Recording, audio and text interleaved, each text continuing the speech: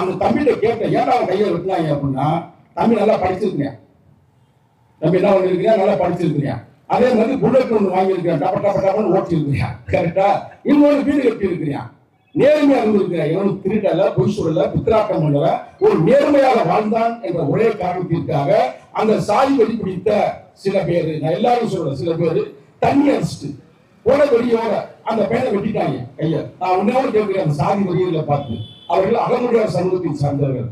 அங்க வந்து கள்ளக்குறிச்சியில அங்க ஒரு பெண்மகளுக்கு சிக்கல் வரும் பொழுது, சிறுமிக்கு பிரச்சனை வரும் பொழுது, அந்த அகமுடையார் பெண்ணிற்காக போராடியது விடுதலை சிறுத்தைகள், அதற்காக அந்த ஆர்ப்பாட்டம் நடத்தியது விடுதலை சிறுத்தைகள். நாங்க சாதி பார்க்கிறது இல்ல, மதம் பார்க்கிறது இல்ல, இனம் பார்க்கிறது இல்ல. இந்த உலகத்தில் எவனுக்கெல்லாம் அடக்குமுறை நடக்கிறதோ, சுரண்டல் நடக்கிறதோ, சிக்கல் வருகிறதோ, அங்கு எழுச்சி தமிழர் நிற்பா, விடுதலை சிறுத்தைகள் நிற்கும். இதுதான் எங்களுடைய சித்தாந்தம். ஆனா இங்க நம்ம மட்டும் அப்படி பார்க்கிறது அப்படிங்களா?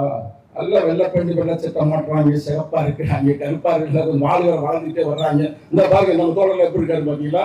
இதெல்லாம் அவரெல்லாம் அட்வொகேட் எப்படி பேசுறாரு, இந்த வாய்ஸ் ஆஃப் தமிழ்நாடு அவரெல்லாம் வேற பேசுறாரு. இதெல்லாம் பார்த்தவங்க இருக்கு. ரொம்ப சில பேர் தூக்கமே வரதில்லை. ஐயா கூட சொன்னார்ல, ராமதாஸ் ஐயா கூட யாரும் பேசினாங்க, ஐயோ கார்ல போகவே முடியல, எந்திரிச்சு பார்த்தாலே இவங்க கட்ட விட்டா இருக்கு, இவங்க சுவரா இருக்கு அப்படின்னு அவர் ரொம்ப ஃபீல் பண்ணாரு. இது மாதிரி குத்தியல் இருப்பதால் இவர்கள் செயல்படுகிறார்கள். அப்ப அந்த தம்பி வந்து இன்னைக்கு டீச்சர்ஸ் ஆயிடுவாரு, ஒன்றும் பிரச்சனை இல்லை. தொடர்ந்து விடுதலை சிறுத்தைகள் களமாடி கொண்டு இருக்கு. சாதி வரி சொல்றேன், அதை விடுங்க. அங்க திருச்செந்தூர் அந்த பிரச்சனை, இங்க இந்த பிரச்சனை மதுரையில. அதுக்கு இடையில ஒரு ஊர் இருக்கு தேனி. தேனியில வந்து ஒரு தலித்து பையன் படிச்சிருக்கான் நல்லா, அவன் பாத்ரூம்ல செத்து போனான். எப்படி செத்தானா, போலீஸ் என்ன சொல்லுது, எறும்பு கடிச்சு செத்து போனேன் அப்படின்னு.